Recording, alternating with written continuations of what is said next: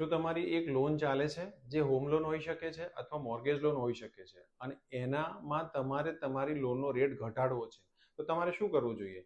સૌથી પહેલા તમારી જે એક્ઝિસ્ટિંગ બેંક છે એને તમે અપ્રોચ કરો અને એને રિક્વેસ્ટ કરો કે મને માર્કેટમાંથી કોમ્પિટિશનમાં સારો રેટ મળી રહ્યો છે, તો શું તમે મારી લોનમાં રેટ ઘટાડશો?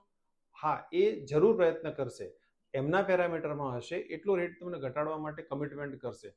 છતાંય જો તમને લાગે છે કે આ રેટ પણ વધારે છે, તો તમે બીજી બેંકનો ઓપ્શન લઈ શકો છો, જેને લોન ટ્રાન્સફર કહેવામાં આવે છે. એટલે એક બેંકમાંથી તમારે ટ્રાન્સફર કરીને બીજી બેંકમાં જવાનું છે.